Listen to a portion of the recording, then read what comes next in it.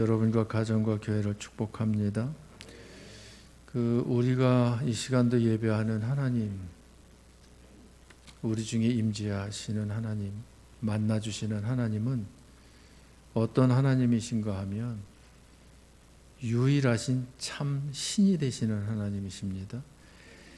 이 세상에 신이라 일컫는 존재가 수십만 수백만이 돼요. 어마어마하게 많이 있습니다만 대부분이 사람의 손에 의해서 만들어진 우상들에 불과하기도 합니다만, 많고 많은 신이 있지만 살아계신 참신은 우리가 섬기는 하나님 한 분밖에 없는 줄 믿습니다. 그 하나님은 어떤 하나님이신가 하면 영원하신 하나님이시죠. 영원 전서부터 영원 후까지 계신 하나님, 시간과 공간의 제한을 받지 아니하신 하나님, 그 하나님이 우리가 섬기는 하나님이신 줄 믿습니다. 우리가 섬기는 하나님은 또한 어떤 하나님이신가 하면 크신 하나님이에요. 우주 만물을 누가 창조하셨어요? 하나님께서. 우리 사람을 누가 창조하셨어요? 하나님께서. 말씀 한마디로만 창조하실 정도로 크신 하나님이 바로 우리가 섬기는 하나님이십니다. 자, 유일하신 참신 되시고 영원하시고 크신 그 하나님께서 사랑의 하나님으로 사랑의 대상을 원하셔요. 그 하나님께서 선하신 하나님으로 선의 대상을 원하셔요. 그래서 하나님의 나라 천국에서 영원토록 크게 사랑할 대상, 천국을 기업으로 주어서 누리고 느끼고 다스리고 정복할 수 있는 대상이 없음을 인해서 하나님께서 그 대상을 만든 것이 누구였습니까? 아담과 하와요, 그들을 통해서 출생되어질 모든 후손이었습니다. 하나님께서 선과 사랑의 관계를 맺고 그 관계를 유지하기 위해서 계약을 맺으셨는데, 에덴 동산에 있는 각종 실과는 의미대로 따먹되 선악을 알게 하는 나무의 열매는 먹지 말라, 먹는 날에는 반드시 죽으리라 말씀하셨는데 그만 따먹고, 하나님께서 축복하신 그 축복의 말씀이 성경 몇 장 몇 절이라고요? 창조 후에 최초로 복비려 주신 말씀이 창세기 1장 8절 28절 봅시다. 같이. 하나님이 그들에게 복을 주시며 하나님이 그들에게 이르시되 생육하고 번성하여 땅에 충만하라, 땅을 정복하라, 바다의 물고기와 하늘의 새와 땅에 움직이는 모든 생물을 다스리라 하시니라. 그러니까 여기 이 말씀을 보면 영원한 큰 사랑을 가지고 계신 하나님께서 영원한 큰 사랑의 대상으로 영원토록 큰 사랑을 나누기를 원하는 그러한 그 대상으로 하나님께서 아담과 하와를 창조하신 거예요. 그 사랑을 만드는 비법이 무엇인가 하면 생육하고 번성하여 땅에 충만하라, 이것을 실천에 옮기는 거죠. 그리고 영원하신 크신 하나님께서 하나님의 나라를, 그 좋은 천국을 기업으로 주셔서 영원토록 누리게 하실 그 대상을 창조하시는데, 그 대상자가 될 수 있는 그 비법이 무엇인가 하면 땅을 정복하고 모든 생물을 다스리는 거죠. 그래서 이 복을 말씀하신 거예요.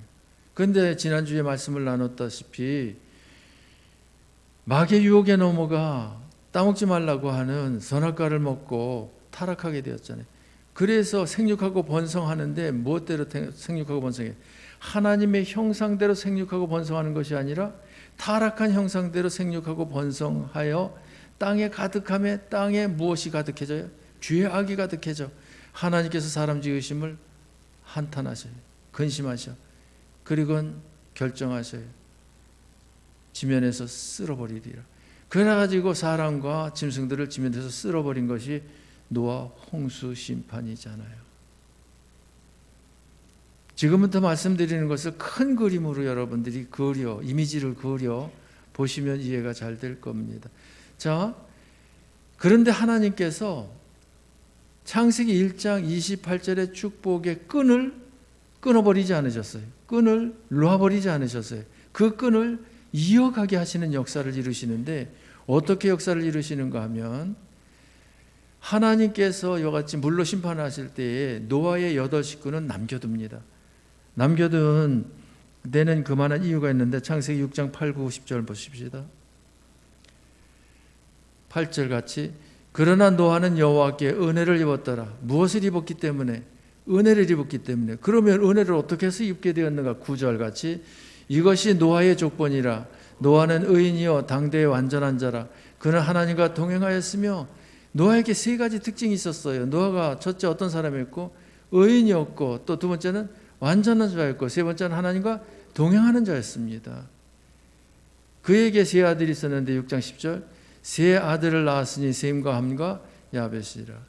자, 이와 같이 노아의 8식구, 이 8식구는 살려주고 이 8식구를 제2의 인류의 시조로 하나님께서 세우셔서 이들을 통해서 생육하고 번성하라고 그 축복을 하시고는 생육하고 번성하게 하시는데 여기서 이제 문제가 있어요. 어떤 문제가 있는가 하면 아무리 노아가 의인이고 완전한 자고 하나님과 동행하는 삶을 사는 자였다 손치더라도 하나님께서 아담과 하와를 창조하셨을 때에 선악과를 따먹기 전 상태, 그 순수한 상태, 그 상태만 하겠습니까? 그만 못하잖아요. 그런데 노아가, 그러니까 아담이 하나님께서 약속하신 그 약속을 행위계약이라고 그래요. 각종 실과는 따먹되 선악을 알게 하는 나무의 그 열매는 먹지 말라. 먹는 날에는 반드시 죽으리. 행위계약이라. 근데 그 행위계약을 지키지 못함으로 인해서 이제 결론적으로 이야기하면 행위계약을 또 맺은들 첫 번째 지키지 못한 인간이 두 번째 지킬 리가 없잖아요. 노아가 두 번째 행위계약 제시한 들 지킬 리가 없지. 그래서 하나님께서 행위계약 가지고 안 된다 해가지고 두 번째 계약을 동원하신 것이 은혜계약이에요. 은혜계약이라고 하는 것은 예수 그리스도를 구주로 영접하면 모든 죄 사함받고 구원받는 것. 이것이 내 자격이나 공로나 노력 가지고 되어지는 것이 아니고 하나님의 은혜로 되어지는 것이기 때문에 은혜계약이라고 그래요. 그러니 노아를 통해서 1장 28절 축복하신 바를 이루시고자 하실 때에 아담이 이루지 못한 것을 노아가 이룬다? 라고 하는 것은 기대하기가 어렵습니다. 그래서 노아를 통해서 생육하고 번성한다고 했을 때에 일반 생육법으로 생육하고 번성해요. 일반 생육법이 뭡니까? 부정, 모혈로 출생하는 것, 부모를 통해서 출생하는 것. 이 출생으로다가 안 된다고 하는 것을 어떻게 알아요? 우리는 부정에 의해서 아담이 지은 원죄가 유전이 되어지잖아요. 그러니까 아버지 없이 출생한 자녀 없으니 세상에 죄 없는 사람 없다라고 하는 것이 우리가 잘 알고 있는 내용이지 않습니까? 그러면 노아가 생육하고 번성을 해. 무슨 방법으로? 일반 생육법으로. 일반 생육법, 무르다가 출생되어진 것은 자연번식이라고 그래요. 자연번식. 자연번식으로 다 번식되어진 사람은 어떤 사람이 되는가 하면 자연인이 되어져요. 자연인은 어떤 사람이 되어지는가 하면 불신자가 되어져요. 그러니까 그 상태에서 지금 생육하고 번성해서 지금 지구상에 굉장히 사람이 많아졌잖아요. 몇 억이라고 이야기해요. 요즘에는 많이 늘어가지고 지금 우리가 전도 방법 그 만들었을 때 뭐 70억 했다가 75억 했다가 뭐 77억 했다가 지금 뭐 78억이라고 이야기를 하는데 굉장히 번성을 했잖아요. 그런데 그 번성이 하나님께서 원하시는 창세기 1장 28절에 축복을 받은 번성은 기단이다. 아니다는 얘기죠. 인간의 행위로다가는 그 복을 받을 수가 없다는 거죠. 하나님께서 그 복을 주셔야 된다는 거죠. 그래서 하나님께서 일반 생육법으로다가 번성하는 그 방법을 가지고 하나님께서 창세기 1장 28절의 복을 주실 계획을 세우지를 않으셔요. 창세기 1장 28절의 그 복은 하나님이 주셔야 돼요. 왜? 행위 계약을 지키지 못한 것이 인간이기 때문에. 그래서 하나님께서 하나님의 은혜로 그 복을 주시고자 하나님께서 특별한 방법을 동원하셔요. 특별한 방법으로 어떻게 동원을 하십니까? 특별 생육법으로다가 원죄가 유전되지 아니하는 인물을 낳게 하죠. 그분이 누구예요? 예수님이잖아요. 아버지 없이 동정녀 마리아를 통해서 출생되어진. 그리 되어진 예수를 그 믿는 것을 전제로 해서 모든 죄를 사하시고 하나님의 자녀 천국 백성이 되게 하시는 역사를 이루는데, 이 역사를 이룰 때에 특별 생육법을 기본으로 해서 성령께서 거듭나게 하시는, 두 번째 나게 하시는 이런 역사를 이루시는 것을 볼 수가 있어요. 자, 그래서 창세기 1장 28절 늘 묵상해야 합니다. 창세기 1장 28절에 그 복을 받는 것이 아담을 통해서 번성한 인간을 통해서 받을 수 없었다. 제2의 인류의 시조라고 일컬을 수 있는 노아를 통해서 번성함을 통해서 받을 수 있다 없다. 그건 역시 받지 못한다. 그렇더라고 하면 누가 받게 하셔야 된다. 하나님께서 주권적으로 받게 하셔야 된다. 그러면 누구에게 받게 하시느냐? 하나님께서 그 복을 받게 할 인물을, 그리고 민족을 선택하신다는 거죠. 그래서 선택되어진 것이 누구냐면 아브라함이고, 그래서 선택되어진 민족이 이스라엘 민족이라고 하는 겁니다. 아셨습니까? 자, 그래서 이제 창세기 6장 출애굽기 1장 5절 6절 7절 보십시다. 출애굽기 1장 5절 같이. 야곱의 허리에서 나온 사람이 모두 70이요 요셉은 애굽에 있었더라. 야곱의 허리에서 나왔다는 것은 야곱의 자손들을 이야기하는데, 자손들이 몇 명? 70명이라는 거죠. 왜 이렇게 많아졌어요? 12 아들들을 통해서 손주들을 보았으니까. 그런데 여기 요셉은 애굽에 있었더라. 요셉은 애굽에 무엇으로 있었어요? 총리로 있었던 거죠. 그걸 얘기해요. 6절 같이. 요셉과 그의 모든 형제와 그 시대의 사람은 다 죽었고, 그러니까 야곱의 식솔들 70명이 애굽으로 내려갔는데, 요셉이 무엇이었을 때 내려갔는가 하면 총리였을 때 내려갔다. 이걸 이제 5절에서 언급하고는 세월이 이제 많이 흘려서 그들이 어떻게 돼? 다 죽었다. 이걸 얘기하는 거예요. 다 죽은 대신에 세월은 많이 흘렀고, 세월이 많이 흐름을 통해서 나타난 현상이 어떤 현상인가? 7절 같이. 이스라엘 자손은 생육하고 불어나 번성하고 매우 강하여 온 땅에 가득하게 되었더라. 여기 보니까 출애굽기 1장 7절을 보니까 몇 장 몇 절 내용이 똑같아요. 성가대원들 몇 장 몇 절하고 내용이 똑같아요. 여보세요. 장로님이 가운데서 가르쳐 주시네. 창세기 1장 28절 말씀이죠. 생육하고 불어나, 두 번째 번성하고, 세 번째 매우 강하여 온 땅에 가득하게 됐다. 이게 충만이잖아요. 그러니까 창세기 1장 28절 그 말씀의 내용이 출애굽기 1장 7절에 딱 기록이 되어졌는데, 자, 이들의 창세기 1장 28절의 축복된 모습은 노아를 통해서 번성되어진 오늘날의 78억의 번성, 그 모습을 말씀하시는 것이 기단이다. 아니다라는 거예요. 그러면 누구의 모습입니까? 거기 언급하잖아요. 이스라엘 자손은, 이렇게 얘기하잖아요. 이스라엘 자손은, 모든 인류는 생육하고 불어나 번성하고, 이렇게 쓰면 모든 인간을 이야기하지만, 모든 인간을 두고 말하는 것이 아니라 이스라엘 자손은 이스라엘 자손을 얘기하는 거예요. 택한 민족을 이야기하는 겁니다. 아브라함의 후손들을 이야기하는 겁니다. 아셨죠? 그러면 아브라함의 후손을 이야기한다고 하는 것을 또 어떻게 알 수 있는가 하면 창세기 15장 13절 같이. 여호와께서 아브라함에게 이르시되 너는 반드시 알라. 네 자손이 이방에서 객이 되어 그들을 섬기겠고 그들은 400년 동안 네 자손을 괴롭히리니. 야곱의 후손들이, 아브라함의 후손들이 누구 때에? 야곱 때에 식솔들 70명 되어졌는데, 그들이 지금 이방인이 살고 있는 애굽으로 내려갔어요. 그곳에서 몇 년 동안 살았어요? 400년 동안 살았어요. 그러면서 생육하고 번성하여 땅에 가득하게 되어졌어요. 그것이 몇 명으로다가 추산합니까? 약 200만 명으로다가 추산을 해요. 우리나라의 대전 인구하고 비슷한 그런 숫자로다가 불어난 것을 이야기합니다. 그런데 여기 누구에게 하나님께서 말씀하신 대로 되어진 거예요? 그렇다고 하면 여호와께서 아브라함에게 이르시되 너는 반드시 알라, 반드시 분명히 알라, 확실하게 알라, 잊지 말라, 이 말이에요. 네 자손이 이방에서 객이 돼. 이방이 어디요? 애굽에서 무엇이 돼? 객이 돼요. 객이라는 것은 나그네가 돼서, 그 본토 사람들 아니고 본향 사람들 아니고 본국 사람들 아니라는 거죠. 그들을 섬기겠고, 그들은 누구예요? 애굽 사람들을 섬기겠고 그들은 400년 동안 내 자손을 괴롭혀 400년 동안 괴롭힌다는 거예요. 그러니까 야곱이 애굽에 내려간 지 지금 400년 후에 이제 그 출애굽하는 이제 역사가 일어난 그 내용이 출애굽기입니다.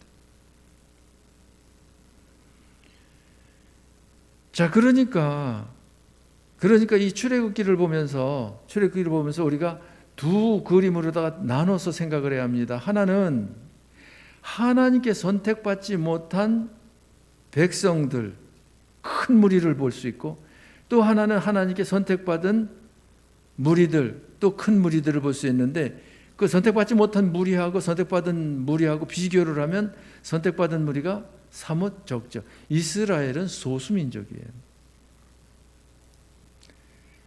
자, 그러면 우리들이 여기서부터 이제 우리들에게 적용이 되어지는데, 지금 선택받은 하나님의 백성들, 그 무리에 속하는 이들이 우리들인 줄 믿으시기 바랍니다. 그러니까 혈통적으로는 아브라함의 그 후손들로 얘기하지만 영적으로 믿음으로 볼 때는 예수 그리스도를 믿는, 예수 그리스도가 어디서 나셨어요? 아브라함의 후손에서, 다윗의 그 후손에서 나신 분이 예수님이시잖아요. 그러니까 예수를 믿는 이들은 육적인 혈통으로 볼 때는 아니지만 영적인 믿음으로 볼 때는 그 후손들이에요. 그래서 마태복음 1장 1절 이하에 뭐라 그래요? 아브라함과 다윗의 자손 예수 그리스도의 세계라. 그러면서 쭉 족보를 얘기하는데, 이 족보가 혈통적인 족보가 아니고 무슨 족보예요? 믿음의 계보를 얘기하는 거예요. 자, 그러면 우리는 지금 어디 쪽으로 생각해야 되는가 하면, 다수의 불택자들, 다수의 그 불신자들 쪽이 아니고 하나님께 그저 이 믿음의 조상으로 선택받은 아브라함과 그의 후손들, 그 이스라엘 백성들, 그쪽으로 편해서 우리 자신을 비춰보시면 됩니다. 자, 비춰볼 때에 우리가 출애굽기를 통해서 3단계를 볼 수가 있어요. 몇 단계를 볼 수 있다? 3단계를 볼 수 있다. 첫째 단계가 무엇인가 하면 애굽 세대를 볼 수가 있어요. 두 번째 단계가 무엇인가 하면 광야 세대를 볼 수 있어요. 세 번째 단계가 뭐냐면 가나안 세대를 볼 수 있어요. 이렇게 3세대로다가 나누어서 볼 수가 있는데, 이것이 우리들의 신앙생활에 그대로 적용이 되어지는 거예요. 자, 그러면 첫 번째 무슨 세대? 애굽 세대를 볼 수가 있는데, 애굽 세대가 지금 그 창세기 15장 13절에서 말씀하시는 400년 동안 이방에 객이 되어서 그들에게 괴롭힘 당하는 그런 상태, 지금 어디에 살고 있어요? 지금 애굽에 살고 있어. 그런데 애굽인이 아니야. 애굽에 살고 있어. 그런데 애굽의 바로왕이나 애굽 사람들처럼 우상을 섬기는 것이 아니야. 누구를 섬겨야 할? 하나님을 섬겨야 할 하나님의 택한 백성들이에요. 그런데 아직 하나님을 만나지를 못했어. 하나님께 부름을 받지를 못했어. 그러나 그들을 보면 하나님의 택한 백성들이에요. 이런 상태는 우리들이 어떤 상태하고 지금 그 맞아떨어지는가 하면, 이 하나님께서 우리를 하나님의 자녀로 선택하셨잖아요. 에베소서 1장 3절 4절 말씀에 보면, 언제? 창세전에 누구 안에서? 그리스도 안에서 우리를 택하셨다고 그러셨어요. 그랬는데 하나님께 택함 받은 우리들인데, 하나님의 때가 되어지면 예수를 구주로 고백하고 믿는 자로서의 삶을 살아야 할 우리들인데, 그런데 아직 하나님께 부름받지 못한 상태에 있는 그 상태가 애굽 세대의 상태하고 같은 입장이다 이 말입니다. 그러니까 이스라엘 백성들이 애굽 사람들 속에 섞여 살면서 떵떵거리면서 잘 먹고 잘 살면서 애굽 사람들을 그저 뭐 이렇게 다스리면서 그러면서 사는 것이 아니라, 애굽 사람들에게 괴롭힘을 당하면서 400년 동안 내 자손을 괴롭게 하리라 했잖아요. 괴롭힘을 당하면서, 구박을 받으면서, 욕을 먹으면서, 매를 맞으면서, 그런데 바로 왕이 중심이 되어져 가지고 이스라엘 백성들을 얼마나 괴롭히는가 하면, 국고성 비돈과 람셋이라고 하는 국고성을 짓게 하는데 그 고된 일을 시키고, 그래도 번성을 하니까 산파들을 세워가지고 아들 낳으면 그저 해산할 때에 죽이라고 그러고, 산파들이 하나님을 경외함을 인해서 그 순종하지 아니하니까 아들 낳으면 나일강에 던져 빠뜨려 죽게 하라고 그렇게 명령함을 인해 가지고 이스라엘 백성들에게 있어서 가장 큰 고통을 안겨주는, 이스라엘 백성들의 생명을 빼앗는 이런 역사를 이룬 것이 바로와 애굽 사람들이에요. 그러니까 이 바로와 애굽 사람은 누구를 상징하는가 하면 마귀의 앞잡이 노릇하는 이들을 그저 상징한다, 이렇게 우리가 이해를 할 수가 있습니다. 이러한 때에 출생한 이가 누구요? 모세가 이러한 때에 출생을 했죠. 자, 그러니까 우리들도 마찬가지. 성경에서 보면 우리가 믿기 전에, 교회 오기 전에 그 상태, 불신자들과 함께 어우러져 생활할 때, 그때 불신자들만 했어요, 못했어요? 대부분이 10중 8구 못했어요. 그 믿지 아니하는 불신자들에게 지배와 통치를 받으면서, 다스림을 받으면서, 그 아쉬운 소리를 하면서, 꾸임 받으면서, 콧게 가지고 끌려다니면서 그러한 삶을 살았던 것이 우리들인데, 그때의 그러한 상황에서 벗어날 수 있는 비법을 가르쳐 주는 겁니다. 여러분들은 지금 애굽 세대입니까? 광야 세대입니까? 미루어 짐작하기로는 광야 세대입니까? 애굽 세대입니까? 애굽 세대는 믿기 전의 상태를 이야기한다. 그러면 애굽 세대로 우리가 있었다라고 하는 것은 믿기 전의 상태를 이야기하는데, 믿기 전의 상태, 우리들의 형편과 사정은 하나님께 택함 받지 못한 자들보다 더 나은 것이 별로 없었어요. 왜? 어려움이 있어야, 힘든 것이 있어야, 괴로운 것이 있어야, 궁핍함이 있어야, 배고픔이 있어야, 그래야 누구를 찾게 돼 있어요? 하나님을 찾게 돼 있거든요. 하나님께 부르짖거든요. 하나님께서 그것을 원하시는 거예요. 그래서 그 15장 13절에서 그 내 자손을 괴롭히리라, 괴롭힐 거 알면서 아브라함의 자손들 이방의 계기 400년 돼서 괴롭힘을 당할 거 아시면서 그 말씀하시고, 그 말씀하신 그대로 괴롭힘을 당하게 하셨잖아요. 그렇게 하심을 인해 가지고 그 괴로운 중에서 우리들도 믿기 전에, 나부터도 그랬어요. 굉장히 힘들고 어려운 삶을 살았는데, 근데 그렇게 괴로우니까 하나님을 부르는 거예요. 믿음 생활의 필요성을 느끼는 거예요. 간절함이 있는 거예요. 그러니까 이연과 이철우를 통해 가지고 전도받고 교회 다녀 가지고 목사 돼 가지고 이렇게 서 있다라니까요. 껐덕거리고. 그래서 보면 성경에서 뭐라고 말씀하시는가 하면, 없는 자를 들어 있는 자를 부끄럽게 하시고, 약한 자를 들어 강한 자를 부끄럽게 하시고, 궁핍한 자를 들어서 부유한 자를 부끄럽게 하시고, 미련한 자를 들어서 지혜로운 자를 부끄럽게 하신다.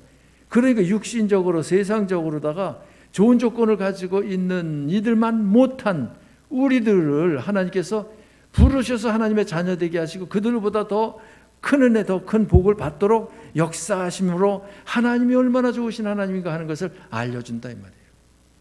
그래서 출애굽기 2장 23절 보십시다. 출애굽기 2장 23절 같이. 여러 해 후에 애굽 왕은 죽었고 이스라엘 자손은 고된 노동으로 말미암아 탄식하며 부르짖으니 그 고된 노동으로 말미암아 부르짖는 소리가 하나님께 상달된지라. 자, 하나님께 택함 받은 하나님의 선민이 애굽에서 살면서 왜 그 고생을 합니까? 고생 안 할 때 하나님께 부르짖었어요? 하나님을 찾았어요? 하나님을 구했어요? 하나님 만났어요?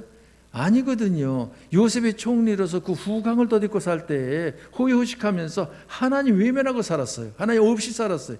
그런데 이제 요셉을 기억하던 왕도 죽고 백성들도, 애굽 사람들도 죽고, 이제 몰라라 하고서는 괴롭히니까 거기 어떤 자손이 고된 노동으로 말미암아 탄식하며 부르짖었다고요? 이스라엘 자손은 그러잖아요. 이스라엘 자손은 부르짖으니까 그 부르짖음에 대해서 하나님께 어떻게 됐다고, 부르짖음의 소리가 하나님께 상달되었다, 하나님께 이르렀다는 거예요. 하나님께 들려졌다는 거예요. 23절뿐만 아니라 3장 9절 보십시다. 같이 3장 9절. 출애굽기 3장 9절. 넘어갔다. 같이. 이제 가라, 이스라엘 자손의 부르짖음이 내게 달하고 애굽 사람이 그들을 괴롭히는 학대도 내가 보았으니. 여기 보니까 이스라엘 백성들이 부르짖으니까 이 부르짖음이 하나님께 달했다는 거예요. 아까 이야기했잖아요. 창세기 15장 13절에서입니까? 괴롭힌다고, 내 자손을 괴롭힐 것이라. 괴로우니까 하나님께 부르짖는 거예요. 하나님께 매달리는 거예요. 하나님을 간절히 찾는 거예요. 그러니까 하나님께서 그 모습을 보시고 그 부르짖음을 들으시고 반응하시잖아요. 반응하신 것이 뭡니까? 이제 가라. 누구 보고 가라는 거예요? 이스라엘 백성들을 애굽에서 이끌어낼 모세를 가라는 거예요. 그러니까 저와 여러분들이 하나님 믿기 전에 불신자로 있을 때에 택함을 받았는데, 그런데 하나님을 찾질 않아, 예수 믿질 않아, 교회 나오지를 않아. 그때에 가정 형편이, 개인 형편이 힘들고 어려웠었잖아요. 그때에 그저 하늘님을 찾으면서, 하나님을 찾으면서, 예수님을 찾으면서, 교회를 찾으면서 그 부르짖는 그 부르짖음 하나님께서 들으시고 하나님께서 응답하셔서 여러분들 예수 믿고 교회 이렇게 오게 되어진 줄 믿습니다. 나도 잘 먹고 잘 살았으면 이철우 이영구가 가자랬을 때 안 가는 건데, 그때 힘들었어가지고 죽고 싶은 마음이 있어가지고 농약을 먹어야 될지 시냇물을 찾아가지고 물에 코를 박아야 될지 갈등할 때거든요. 그때 교회를 가자고 양팔을 끼고선 가자고 끌고 잡아당겼는데, 내가 덩치가 있는데 봤잖아요. 이철우 목사 조그맣잖아요. 그냥 손만 이렇게 휘저으면은 나동거라지고서 못 끌고 갈, 그런데 못 이기는 척하고 끌려간 거예요. 왜? 속이 죽겠거든. 이스라엘 백성들이 그런 상태가 되어진 거예요. 그래서 애굽 세대에게 필요한 것은 무엇이 필요한 겁니까? 하나님을 필요로 하는 그 간절함이 있는, 그 간절함에 무엇이 연결되어져야 되는가 하면 복음이 연결되어야 돼요. 예수 그리스도를 전해줘야 돼요. 그것을 성경에서 어떻게 말씀하시는가 하면 출애굽기 12장 5절 말씀 보십시다. 애굽 세대인 이스라엘 백성들에게 무엇이 필요한가? 같이, 너희 어린 양은 흠없고 1년 된 수컷으로 하되 양이나 염소 중에서 취하고. 자, 애굽 세대인 이스라엘 백성들에게, 교회 다니지 않고 아직 예수 믿지 않는 불신자들과 함께 어우러져서 불택받은 자처럼 살고 있는 이들에게 필요한 것이 무엇이다? 예수 그리스도가 필요하다. 이스라엘 백성들에게 예수 그리스도가 무엇으로다가 필요한 것으로 다가옵니까? 어린 양. 여기 어린 양의 세 가지 조건을 보면 예수님의 세 가지 조건하고 같은 조건이에요. 그러면 예수님이 오시지, 왜 예수님은, 우리들은 오신 예수를 믿는데 왜 이때는 양으로 대신하는가? 아직 예수님께서 오지 아니시고 앞으로 오실 것이니까. 그래서 저와 여러분들은 예수를 믿음으로 구원을 받는데 어떤 예수를 믿음으로 구원받는다? 과거에 오셨던 예수를 믿음으로 구원받는다. 예수님이 와 계신 33년 동안은 어떤 예수를 믿음으로 구원받는다? 와 계신, 즉 오신 예수를, 현재의 예수를 믿음으로 구원받는다. 그러면 예수님 오시기 전은, 지금 출애굽기 같은 경우 어떤 예수를 믿음으로 구원받는다? 앞으로 미래에 오실 예수를 믿음으로 구원받는다. 앞으로 미래에 오실 예수를 믿는 그 믿음을 무엇으로 표현하는가 하면 어린 양으로 표현하는 거예요. 그러니까 어린 양은 누구를 대신하는 거예요? 앞으로 장차 오셔서 나를 구원하기 위해서 십자가 못 박혀 돌아가실 예수님을 대신하는 거예요. 그래서 예수님이 가지고 있는 조건, 세 가지 조건과 같아. 너희 어린 양은 첫째가 뭐예요? 흠 없고. 흠이라고 하는 것은 죄를 이야기를 해요. 부족한 것을 얘기해요. 아쉬운 것을 얘기해요. 그러니까 흠이 없어야 돼. 죄인인 우리를 죄 가운데서 구원해야 되는데 죄가 있으면 돼요, 안 돼요? 안 되지. 죄가 없으셔야지. 그러니까 흠 없는, 죄 없는 예수님이 이 세상에 오시잖아요. 마찬가지로 흠 없는 양을 선택하라는 거예요. 그 다음에 두 번째, 1년 된. 예수님께서 몇 세에 돌아가셨다? 33세에 돌아가셨잖아요. 젊은 나이에 돌아가셨잖아요. 그러니까 어린 나이에 돌아가셨잖아요. 그러니까 그 어린 양도 어떤 어린 양이 돼야 된다? 오래 살지 아니한, 이제 몇 년 된? 1년 된 어린 양이라 해야 된다는 거예요. 예수님이 어려서 돌아가신 것을 그저 연결시켜서. 그 다음에 세 번째 조건이 뭡니까? 수컷이라 해야 된다는, 수컷. 왜 암컷이? 우리끼리 얘기지만 한우가 맛있는데 한우 중에도 수컷이 맛있어요? 암컷이 맛있어요? 돈꽃 어디 갔어요? 돈꽃. 암돼지가 맛있어요? 수돼지가 맛있어요? 진짜죠? 돈꽃 사장님이 말씀입니다. 그런데 암컷으로 하지 않고 왜 수컷으로 했느냐? 이것은 모든 인류의 대표가 누구였어요? 아담이었거든요. 그래서 선악과의 약속도 하나님과 아담과 1대1로 약속한 거예요. 왜? 대표는 한 사람이어야 되니까. 하와는 대표성이 없어요. 미안하지만. 그런데 타락했거든요. 그러면 대표 원리에 따라서 그 죄인들을 구원하기 하러 오신다 그러면 여자가 와야 돼요? 남자가 와야 돼요? 대표성의 원리에 의해서 남자가 와야 돼요. 그래서 예수님께서 오신 것이지 그 남녀 차별 차원에서 오신 것이 결코 아니니까 오해는 하지 않으시기 바랍니다. 자, 그러니까 흠없는 1년 수컷, 이것이 예수님께서 구주로 오실 것에 대한 계시다 이 말입니다. 틀림없이 맞다라고 하는 것을 어떻게 알 수 있어요? 구약의 마지막 선지자인 세례 요한이 예수님을 딱 보고선 예수님에 대해서 증거하는 말이 뭐라고 증거를 합니까? 보라, 세상 죄를 지고 가는 하나님의 어린 양이로다 그러죠. 그 어린 양, 저기 12장 5절에 이 어린 양하고 같은 맥락에서의 어린 양이에요.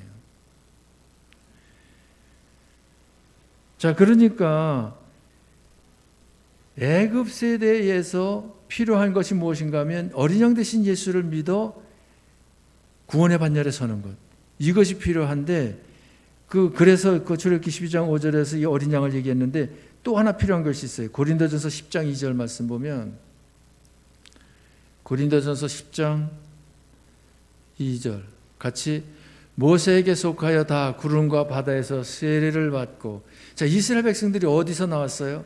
애굽에서 나왔어요. 어떻게 나왔어요? 어린 양을 잡아가지고 피를 문설주에 바르고 어린 양의 고기를 먹고 허리띠를 띠고 그래서 나가라 가니까 급히 나왔는데 그 어린 양의 피를 문설주에 바른 그 집은 그 죽음의 사자가 6월 넘어갔어요 그냥. 그래서 6월절이에요. 6월절 어린 양 그러면 그저 죽음의 사자를 넘겨버린 그 문설주에 피를 바르게 되어진 그 피를 제공한 그 어린 양을 이야기하는 거예요. 예수님을 얘기하는 거예요. 연결시켜서. 자, 그런데 이 애굽에서 나온 이스라엘 백성들이 애굽에서 나와 가지고는 어디를 다 건너는가 하면 홍해 바다를 건너는데 홍해 바다를 건넌 것이 무엇 받은 것이다? 세례를 받은 것이다. 성경은 그렇게 말씀하셔요.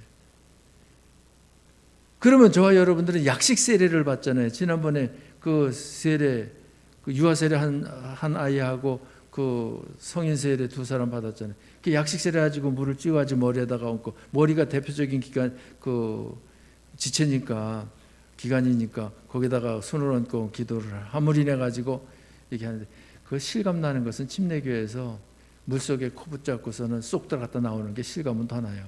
온 몸에 물속에 들어갔다 잠겼다 나오기 때문에.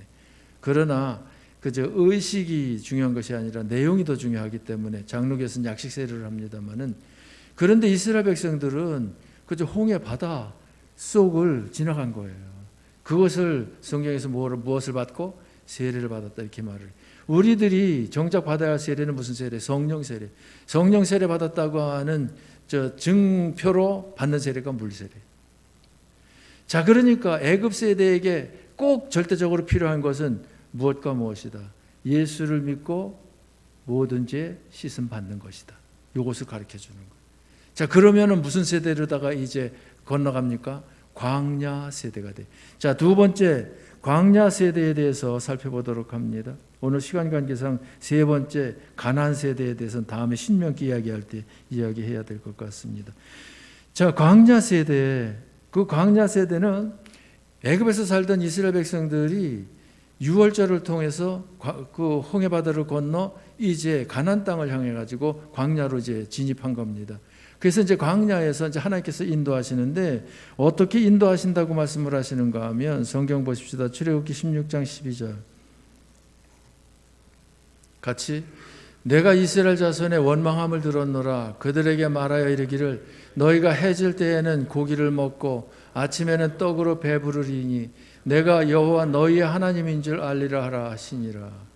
자, 여기 보니까 해질 때에는 무엇을 먹고? 고기를 먹고 아침에는 무엇으로 배부른다? 떡으로다가 배부르게 해준다. 이렇게 말씀하셨죠? 그렇게 하셨어요, 안 하셨어요? 하셨죠. 하시기 전에 이스라엘 백성들 애굽에서 떡반죽 그릇에 그 재료를 가지고 나왔어요. 그것 개 가지고 그거 구워 가지고 먹었는데 그 몇 개 안 먹어 다 떨어졌잖아요. 빈 그릇이 돼 버렸잖아요. 그러니까 원망불평하지요. 우리를 광야로 끌고 온 것이 굶어 죽이려고 끌고 왔냐? 먹을 것을 내놔라. 그때 내려주신 것이 뭐예요? 하늘에서 만나를 내려주셨죠. 그게 만나 구워서 먹으니까 또 그 원망이 잦아졌는데, 그런데 만나를 구워 먹다 보니까 뭐가 또 필요해? 목이 말라 물이 필요해.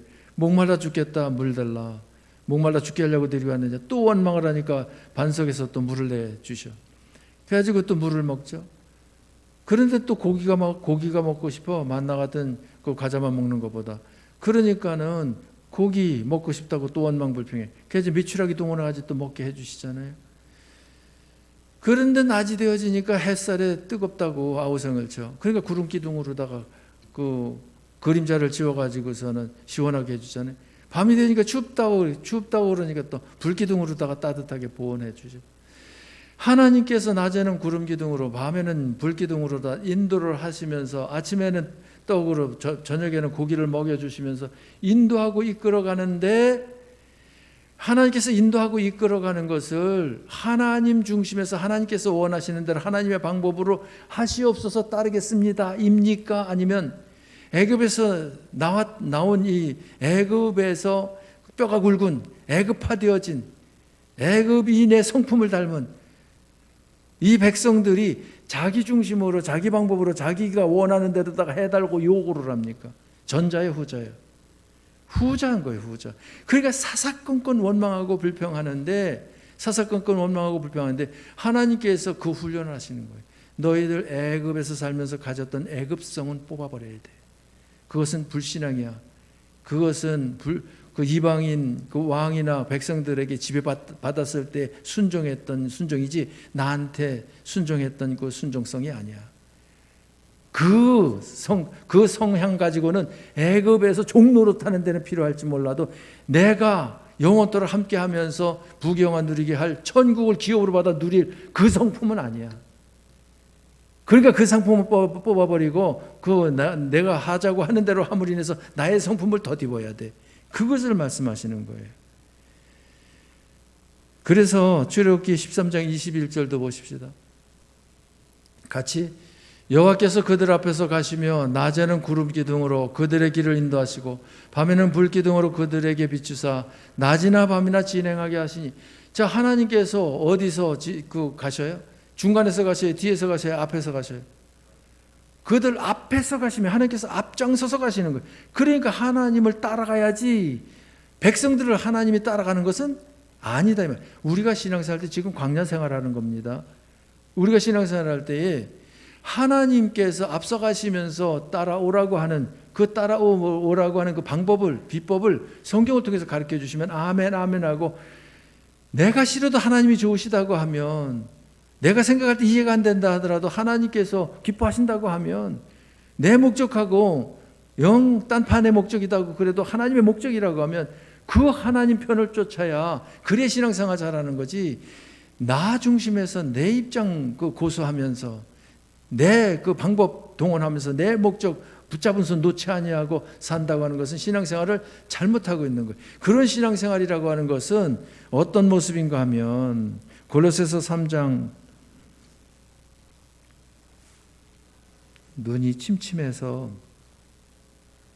다음 주에 눈시력 때문에 눈꺼풀 수술을 좀 해야 돼요. 모양 내기 위해서가 아니라 불편해서. 그러니까 다음 주에 제가 설교 못하더라도 많이 참석하셔서 큰 은혜 받으시기 바랍니다. 그 또 안 오면은 왜 안 왔나 궁금해가지고 이 사람 저 사람 집사람한테 또 다 물어보면 집사람이 대답하려면 그저 눈 수술한다 그럼 눈꺼풀 못 내려고 눈꺼풀 수술하느냐고 설교 안 한다 이렇게 또 소문 나면 골치 아프니까 이쪽 눈이 반은 덮였어요. 그래가지고 이렇게 가려져. 그리고 속눈썹이 찌르니까 그 안에 이렇게 이물질이 생겨가지고 그래서 지금 쩔쩔매는 거예요. 밝은 눈으로다가 설교를 하기 위해서 그저 눈 손보러 좀 갔다 이렇게 이해하시기 바랍니다. 모양내로 눈쌍꺼풀 하려고 갔다.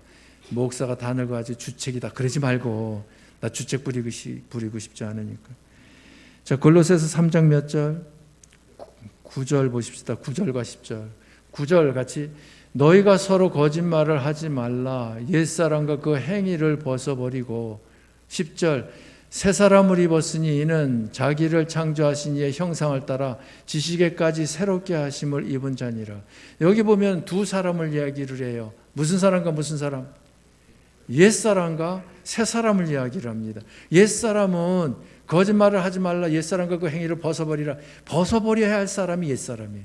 그럼 이 옛사람은 어디의 사람이에요?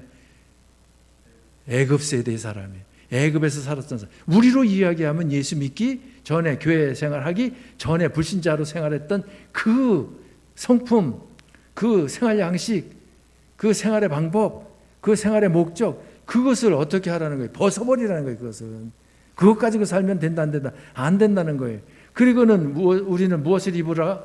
새 사람을 입으라는 거예요. 예수를 믿음으로 우리 안에 예수님이 계시잖아요. 내가 나로 사는 것이 아니라 내 안에 계신 나를 죄 가운데서 구원하신 예수님으로 사는 삶, 요 예수님으로 사는 나, 요것이 새 사람이에요. 새 사람을 입었으니 이는 자기를 창조하신 이의 형상을 따라, 그래야만 하나님의 형상을 내가 덧입을 수 있다. 지식에까지 새롭게 하심을 입은 자니라. 그러니까 지정의 인격의 세 가지 요소가 새롭게 하나님의 형상을 따라 이루어진다. 다시 말하면 하나님의 인격을 닮은 인격자가 되어지고 그 인격에 의한 삶을 사는 자, 순종하는 삶을 사는 자가 되어진다. 이런 말씀이에요. 자, 그러니까 우리는 옛사람으로 살아야 돼요. 새 사람으로 살아야 돼요. 옛사람은 벗어버려야 되니까, 옛사람은 죽여야 된다니까요. 옛사람은 이별해야 돼요. 관계를 끊어야 돼요. 새 사람으로 우리는 삶을 살아야 한다는 것을 믿으시기 바랍니다. 이런 삶을 사는 세대가 무슨 세대다? 광야 세대다. 이러한 삶을 사는 광야 세대에 속한 이들이 얼마나 있느냐가 바로 예수를 믿고 구원받은 이들이 얼마나 있느냐. 또 새 사람으로다가 얼마나 잘 사느냐에 따라서 그 가나안 땅에 들어가서 기업을 크게 받을 신앙의 실력을 갖춘 이들이 지금 얼마나 많이 있느냐, 이거를 따지는 거예요. 무슨 말인지 알겠죠?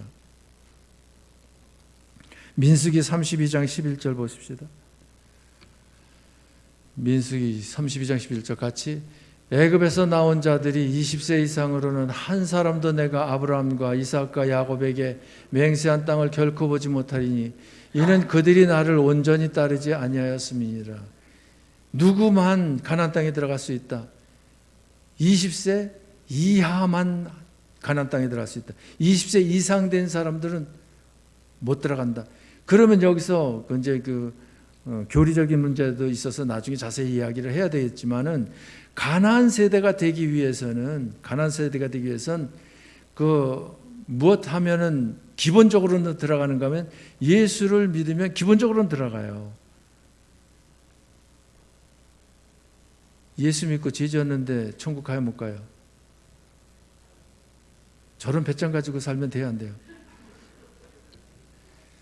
근데 에베소서에 보면은 우리가 분명히 기억해야 할 것이 사망에 이르는 죄가 있고 사망에 이르지 아니하는 죄가 있다. 분명히 둘로 나눠서 말씀하셔요.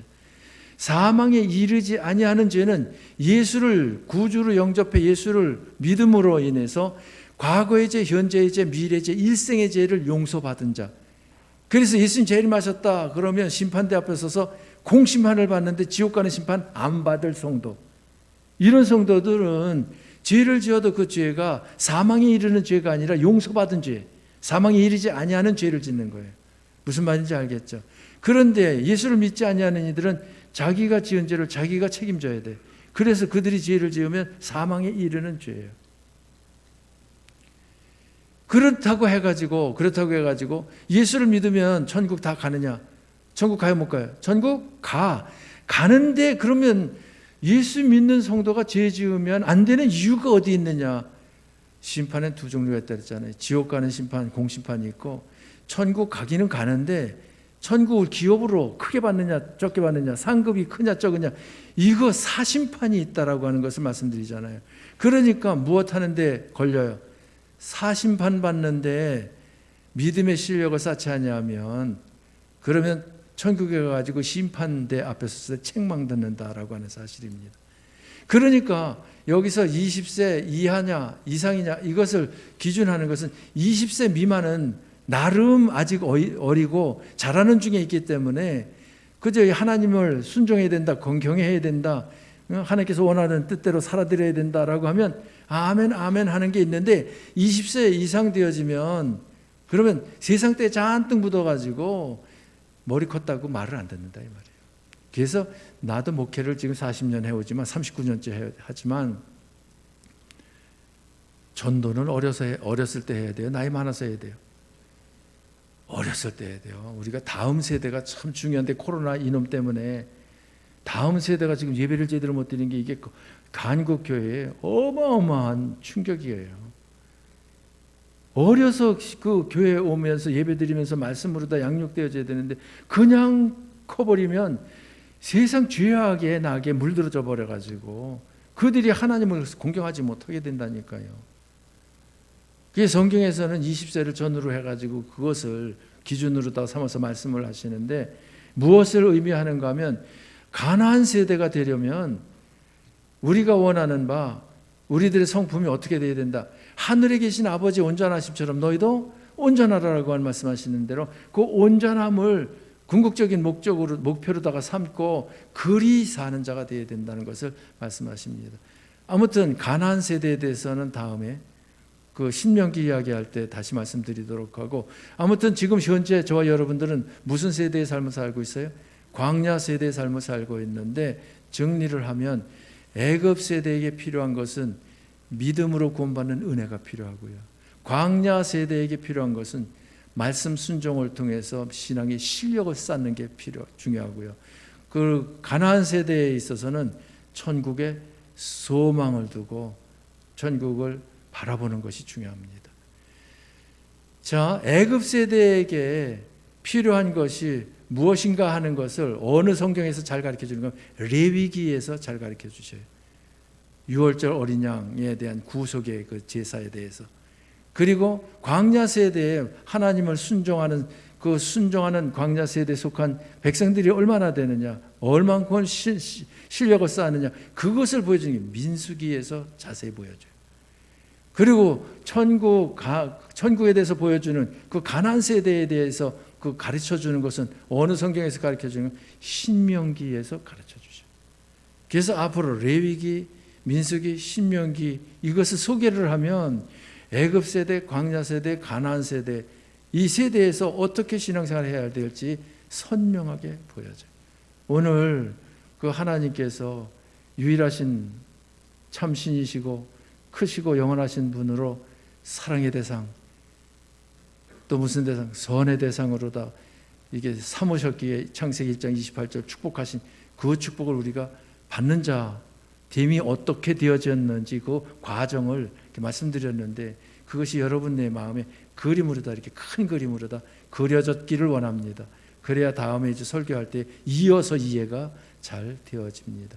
아무쪼록 광야 세대로서 광야 신앙생활 열심히 잘 하셔서 승리 성공한 중 할렐루야 하나님께 영광 돌리는데 앞장서는 그리고 2022년 새해에 하나님께서 여러분과 가정에 부어주시는 은혜와 복이 영육간에 넘치는 역사가 꼭 있어지기를 주님의 이름으로 축복합니다. 기도하십시다. 저희들을 하나님의 영원한 큰 사랑의 대상으로 삼아주신 것 감사합니다. 저희들을 하나님의 영원한 큰 선의 대상으로 삼아주신 것을 감사합니다. 창세기 1장 28절의 축복을 저희들에게 부어주시고 안겨주시는 것을 감사합니다. 2022년 새해 연초 첫 주, 둘째 주에 이어서 성경 말씀 66권을 저희들이 돌아보고 살피면서 하나님께서 진정 저희들에게 원하시는 바가 무엇인지를 깊이 깨닫고 깨달음을 굳게 붙잡고 하나님께서 원하는 삶을 살아드리고자 합니다. 하나님 능히 그리 되어질 수 있도록 함께 하시는 중 주장하시고 다스려 주옵소서. 이 시간도 말씀하신 대로 저희들 애굽 세대를 지나 광야 세대로서의 신앙생활을 하고 있음에 불과 구름 기둥으로 인도하시는 하나님의 인도를 잘 받으면서 하나님께서 만나 주신 것, 생수를 주신 것에 대해서 감사하되 괴로운 것이 있고 불편한 것이 있고 아쉬운 것이 있고 필요한 것이 있다 하더라도 하나님께서 범사에 감사할 수 있도록 최상의 환경으로 인도하시고 이끄신다라고 하는 믿음 가지고 하나님께 할렐루야 영광 돌림에 믿음대로 들자의 역사를 이루는 믿음의 실력을 나타내 보이는 저희들 되게 해 주시기를 원합니다. 하나님께서 이어지는 한 주간 함께 하시옵소서. 동행해 주옵소서. 나에게 주님함을 마치기보단 주님께 나를 맞추기를 힘쓰고 애쓰는 저희들 모두가 되게 하셔서 내가 승리하는 것이 아니라 주님이 나를 통해 승리하시는 역사 주인공 되게 해 주옵소서. 예수님 이름으로 기도하옵나이다. 아멘. 우리 찬송가 435장 찬송하시면서 준비하신 예물을 정성껏 하나님께 드리십니다.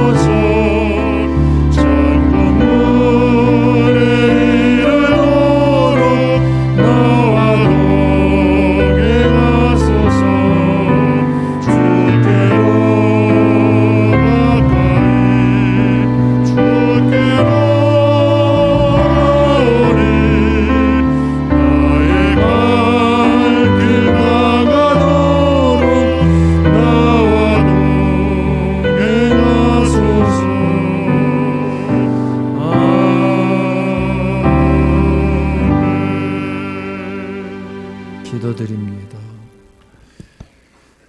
참 좋으신 하나님, 너무너무 좋으신 하나님,